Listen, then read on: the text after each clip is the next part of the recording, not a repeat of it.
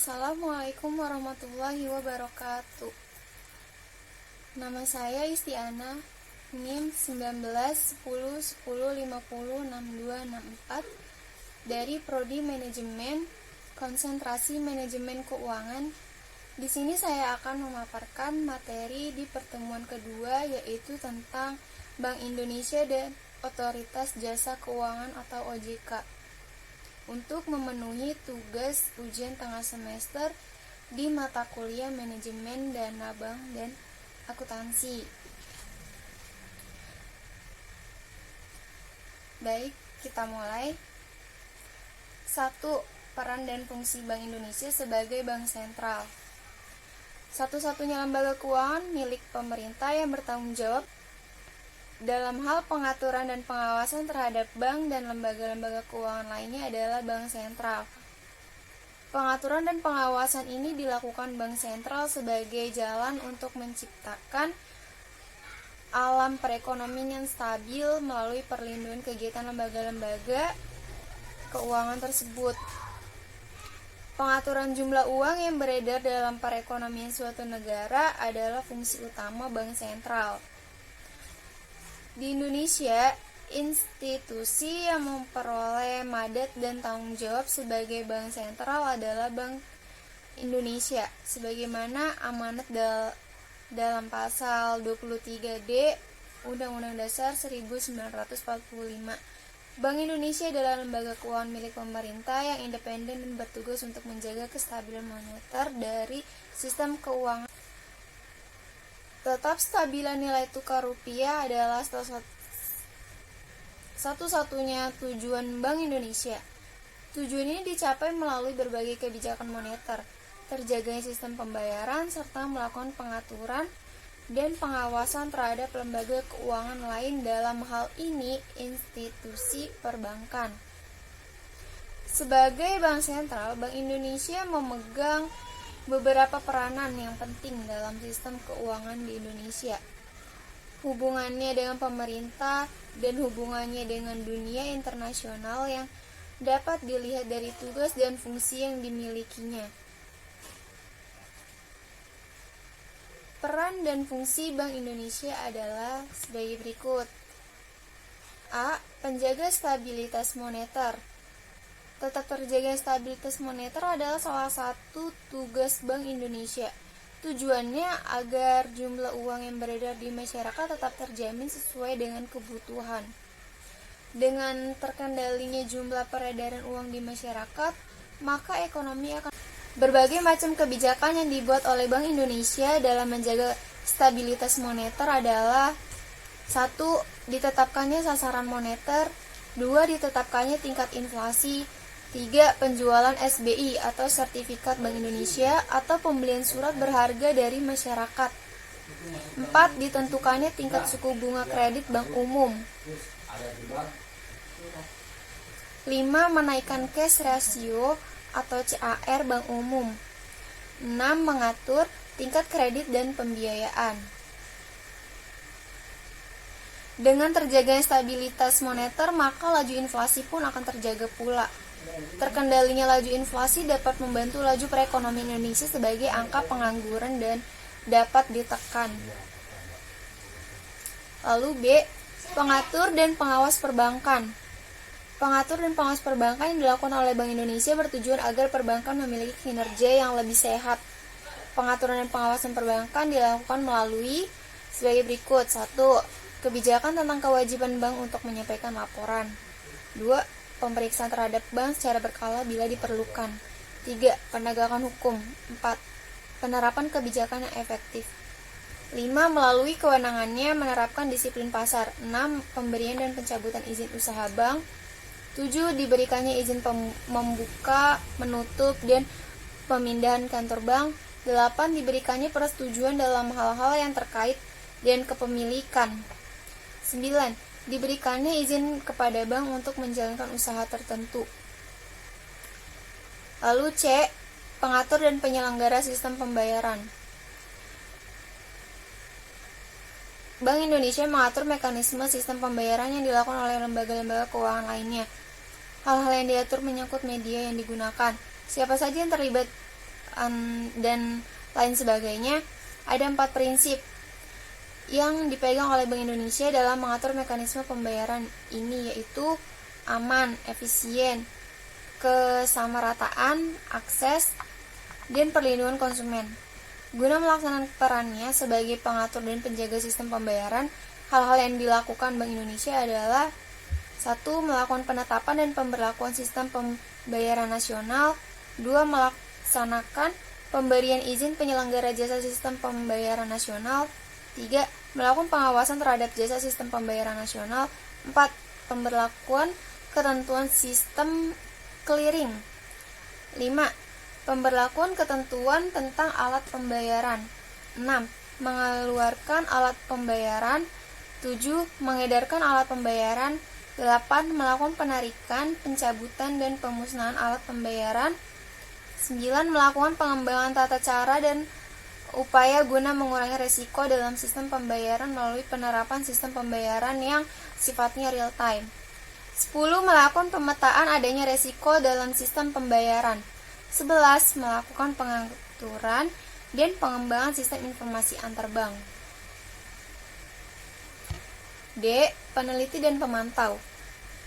Guna mendukung tugas-tugasnya, Bank Indonesia melakukan survei atau riset secara berkala, baik mikro maupun makro. Selain itu, Bank Indonesia juga melakukan pemantauan secara makroprudensial dengan cara terus memperhatikan kerentanan sektor keuangan dan memindai potensi yang berdampak pada stabilitas sistem keuangan. E. Pemberi pinjaman kepada bank bermasalah. Dikenal dengan istilah the leader of the last resort, adalah fungsi yang dimiliki oleh Bank Indonesia sebagai upaya preventif guna memitigasi terjadinya ketidakstabilan sistem keuangan, mencakup penyediaan likuiditas baik dalam kondisi normal maupun krisis. Lalu yang F, membantu pembiayaan APBN melalui penerbitan surat utang negara. Guna kelancaran pembangunan yang telah direncanakan oleh pemerintah, maka Bank Indonesia dapat membantu pembiayaan APBN melalui penerbitan surat utang negara. Penerbitan surat utang negara ini harus mendapat persetujuan dari DPR saat APBN disahkan. Selanjutnya G, pengurus rekening pemerintah di Bank Indonesia. Sebagai negara yang memiliki tujuan untuk mensejahterakan rakyatnya, pemerintah memerlukan simpanan dana pembangunan di bank. Namun, untuk keperluan ini bukanlah bank umum yang digunakan untuk memarkir dana pembangunan, melainkan Bank Indonesia. Selain itu, Bank Indonesia berperan sebagai pemegang kas negara. H, untuk dan atas nama pemerintah melakukan pinjaman luar negeri. Kaitannya sebagai pemegang kas negara, seperti yang disebutkan sebelumnya, maka Bank Indonesia dapat menerima pinjaman luar negeri. I, memberi sumbang saran tentang perbankan, ekonomi, dan keuangan kepada pemerintah. Sebagai lembaga negara, baik pemerintah maupun Bank Indonesia memiliki ketergantungan satu sama lain dalam kaitannya dengan berbagai kebijakan mengenai perbankan, ekonomi, dan keuangan melalui konsultasi dan koordinasi. J, memberikan sumbang saran tentang RAPBN dan kebijakan lain yang terkait dengan tugas dan wewenangnya. Bank Indonesia juga dapat memberikan sumbang saran tentang RAPBN dan kebijakan lain yang terkait dengan tugas dan kewenangannya. K, atas nama sendiri atau atas nama pemerintah melakukan kerjasama dengan bank sentral dengan negara lain serta lembaga internasional lainnya. Untuk menunjang perannya tersebut, Bank Indonesia terlibat dan berperan aktif dalam berbagai organisasi keuangan internasional baik atas nama sendiri maupun mewakili negara. Keterlibatan Bank Indonesia dalam berbagai organisasi keuangan internasional merupakan wujud dari politik luar negeri Indonesia yang dianut. Lalu 2, peran Bank Indonesia dalam menjaga stabilitas keuangan. Sebagai otoritas moneter, perbankan, dan sistem pembayaran, Tugas utama Bank Indonesia tidak saja menjaga stabilitas moneter, namun juga stabilitas sistem keuangan. Keberhasilan Bank Indonesia dalam menjaga stabilitas moneter tanpa diikuti oleh stabilitas sistem keuangan tidak akan banyak artinya dalam mendukung pertumbuhan ekonomi yang berkelanjutan. Stabilitas moneter dan stabilitas keuangan ibarat dua sisi mata uang yang tidak dapat dipisahkan. Kebijakan moneter memiliki dampak yang signifikan terhadap stabilitas keuangan, begitu pula sebaliknya.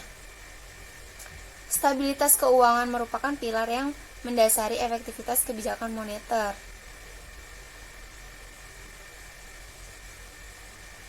Lalu, peran Bank Indonesia dalam melihara stabilitas sistem keuangan.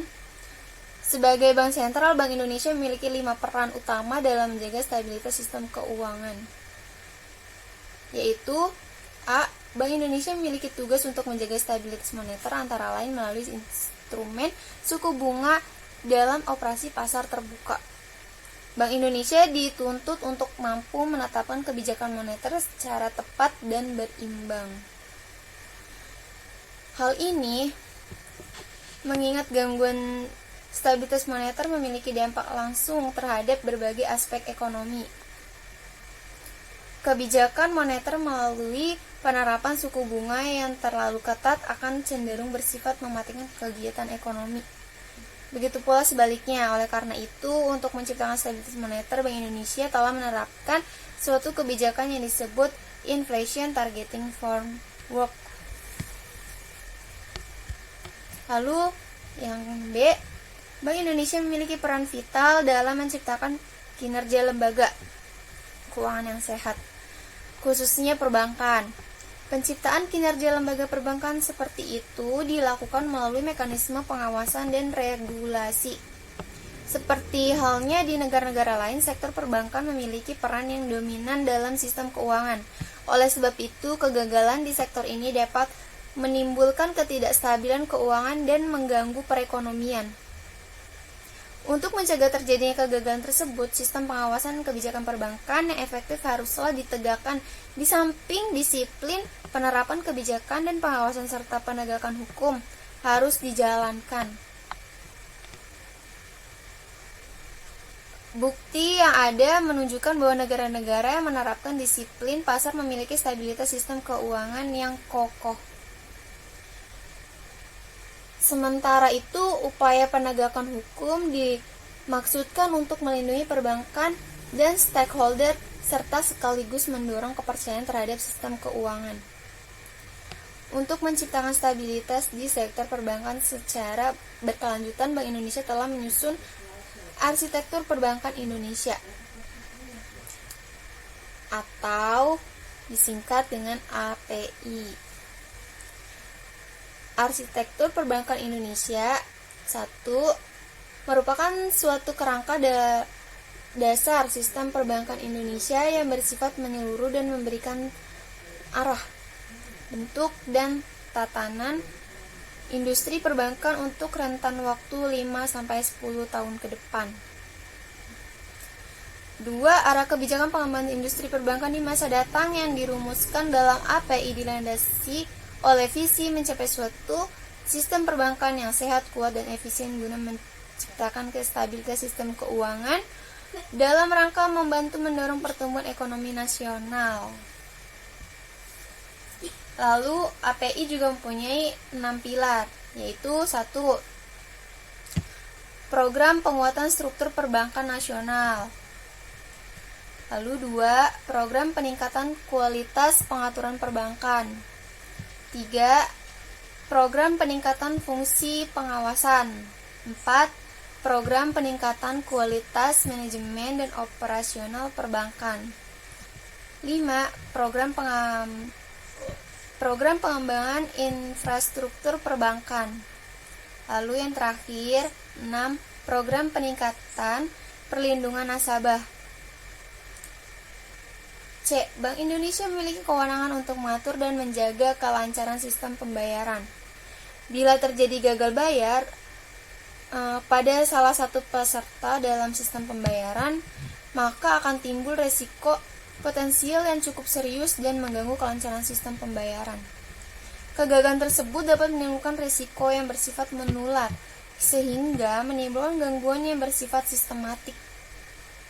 Bank Indonesia mengembangkan mekanisme dan pengaturan untuk mengurangi resiko dalam sistem pembayaran yang cenderung semakin meningkat, antara lain dengan menerapkan sistem pembayaran yang bersifat real time atau dikenal dengan nama sistemnya real time gross statement,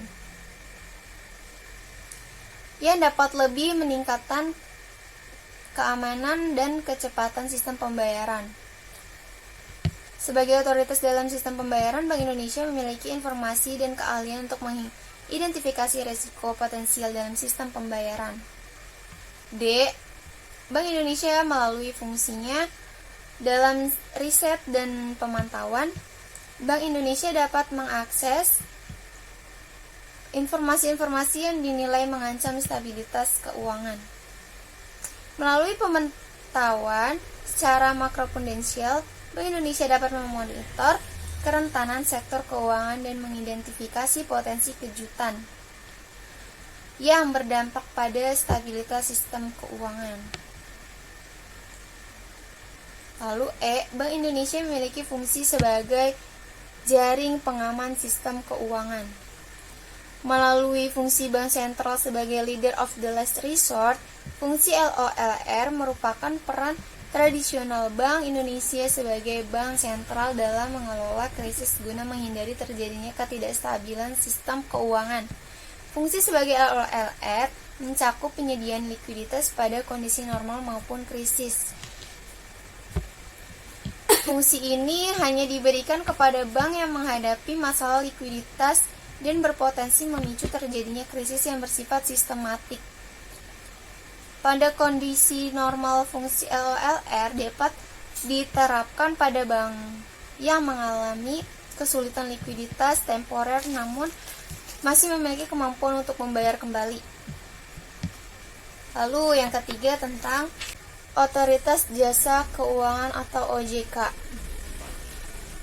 Otoritas Jasa Keuangan adalah lembaga independen yang mempunyai fungsi, tugas, dan wewenang pengaturan, pengawasan, pemeriksaan, dan penyidikan terhadap perusahaan-perusahaan yang bergerak di sektor usaha jasa keuangan.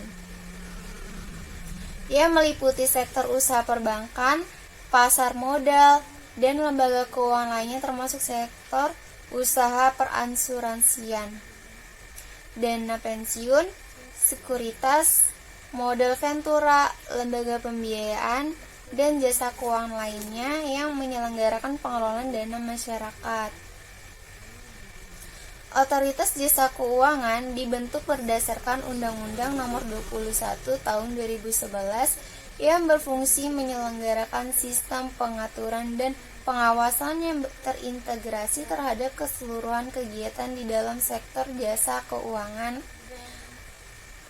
OJK didirikan untuk menggantikan peran Bapepam LK dalam pengaturan dan pengawasan pasar modal dan lembaga keuangan non-bank atau IKNBM.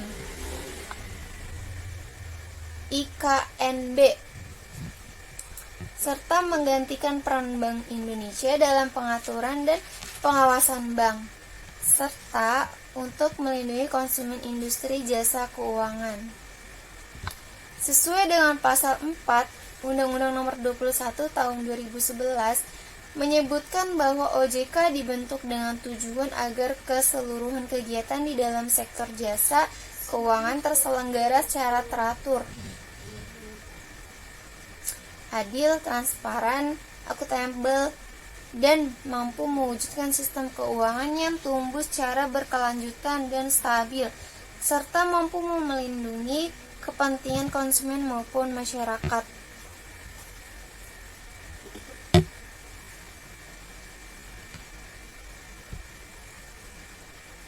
OJK berfungsi menyelenggarakan sistem pengaturan dan pengawasan yang terintegrasi terhadap keseluruhan kegiatan di dalam sektor jasa perbankan.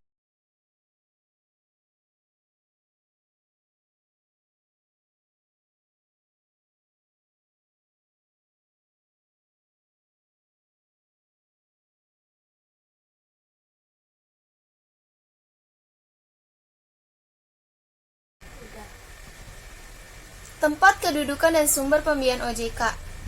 OJK berkantor pusat di Gedung Sasmito Jojo Hadikusumo, Jalan Lapangan Benteng Timur nomor 2-4 Jakarta Pusat. Didukung oleh 9 sektor regional OJK dan 26 kantor OJK.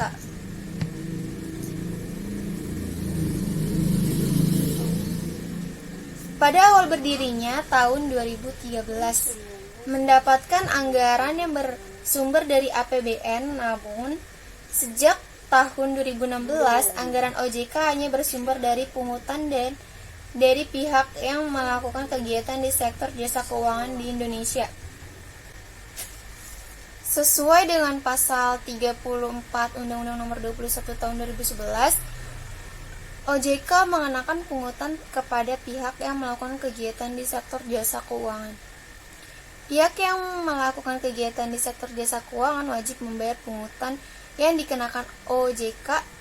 Pungutan adalah penerimaan OJK. OJK menerima, mengelola, dan mengadministrasikan pungutan secara akuntabel dan mandiri.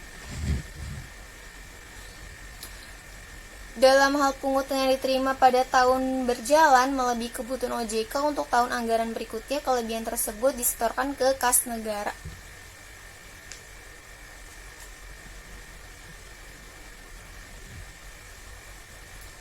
Pembentukan OJK dilatar belakangi oleh adanya kebutuhan untuk melakukan penataan kembali lembaga-lembaga yang melaksanakan fungsi pengaturan dan pengawasan di sektor jasa keuangan. Hal tersebut dilandasi oleh berbagai hal, yaitu dasar hukum amanat undang-undang. Dasar hukum amanat undang-undang. Undang-Undang Nomor 23 Tahun 1999 tentang Bank Indonesia sebagaimana telah beberapa kali diubah, terakhir dengan Undang-Undang Nomor 6 Tahun 2009 tentang penetapan peraturan pemerintah pengganti Undang-Undang Nomor 2 Tahun 2008 tentang perubahan kedua atas Undang-Undang Nomor 23 Tahun 1999 tentang Bank Indonesia. Mengamanatkan pembentukan lembaga pengawasan sektor jasa keuangan yang mencakup perbankan, asuransi, dana pensiun, sekuritas, modal ventura, dan perusahaan pembiayaan, serta badan-badan lain yang menyelenggarakan pengelolaan dana masyarakat. B. Perkembangan industri keuangan. Proses globalisasi dalam sistem keuangan dan pesatnya kemajuan di bidang teknologi, informasi, serta inovasi keuangan telah menciptakan industri keuangan yang sangat kompleks, di mana dinamis dan saling terkait. C. Konglomerasi lembaga jasa keuangan. Saat ini terdapat kecenderungan lembaga jasa keuangan besar memiliki beberapa anak perusahaan di bidang keuangan yang berbeda-beda kegiatan usahanya atau konglomerasi. Misalnya bank memiliki anak perusahaan dalam bentuk asuransi, perusahaan sekuritas, perusahaan pembiayaan, dan dana pensiun. Konglomerasi lembaga keuangan tersebut mendorong terciptanya kompleksitas kegiatan usaha lembaga jasa keuangan. Lalu D. Perlindungan konsumen. Permasalahan di industri jasa keuangan yang semakin beragam, antara lain meningkatkan pelanggaran di bidang jasa keuangan dan belum optimal perlindungan konsumen jasa keuangan, mendorong diperlakukannya fungsi edukasi perlindungan konsumen dan pembelaan hukum. Dari hal tersebut, perlu dibentuk suatu lembaga yang dapat mengatur dan mengawasi suatu lembaga jasa keuangan secara terintegrasi, yaitu OJK. Lalu 4. Tujuan, fungsi, dan tugas wewenang otoritas jasa keuangan. Tujuannya OJK dibentuk dengan tujuan agar keseluruhan kegiatan di dalam sektor jasa keuangan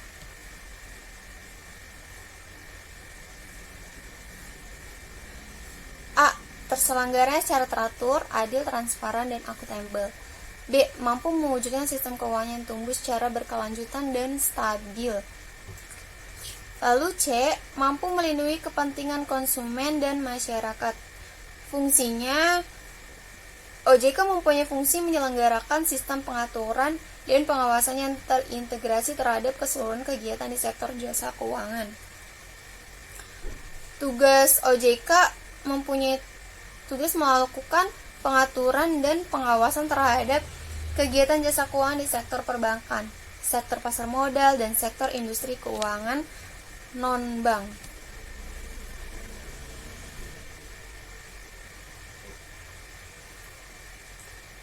Lalu wewenang OJK yaitu A.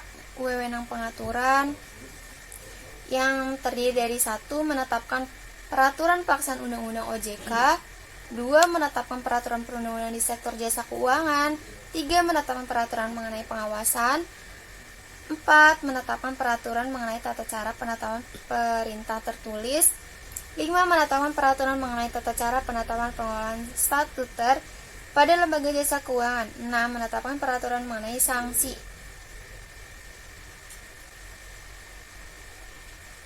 Lalu B. Wewenang pengawasan yang terdiri dari 1. Melakukan pengawasan, pemeriksaan, penyidikan, perlindungan konsumen, dan tindakan lain terhadap lembaga jasa keuangan, pelaku dan atau pihak tertentu. 2. Memberikan perintah tertulis kepada lembaga jasa keuangan dan atau pihak tertentu.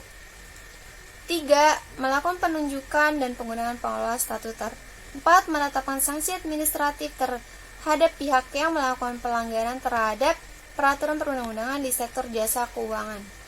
5. Memberikan dan atau mencabut izin usaha, izin perseorangan, efektifnya pernyataan pendaftaran, surat tanda terdaftar, persetujuan melakukan kegiatan usaha, pengesahan, persetujuan melakukan kegiatan usaha atau penetapan pembubaran dan penetapan lain.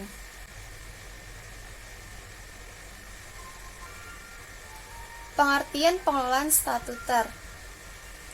Pengelolaan statuter adalah otoritas jasa keuangan atau OJK, lembaga negara yang dibentuk berdasarkan Undang-Undang Nomor 21 Tahun 2011 yang berfungsi menyelenggarakan sistem pengaturan dan pengawasan yang terintegrasi terhadap keseluruhan kegiatan di dalam sektor jasa keuangan. OJK adalah lembaga yang independen dan bebas dari campur tangan pihak lain yang mempunyai fungsi, tugas, dan wewenang pengatur, pengawasan, pemeriksaan, dan penyidikan. OJK didirikan untuk menggantikan peran Bapepam LK dalam pengaturan dan pengawasan pasar modal dan lembaga keuangan, dan menggantikan peran Bank Indonesia dalam pengaturan dan pengawasan bank, serta untuk melindungi konsumen industri jasa keuangan.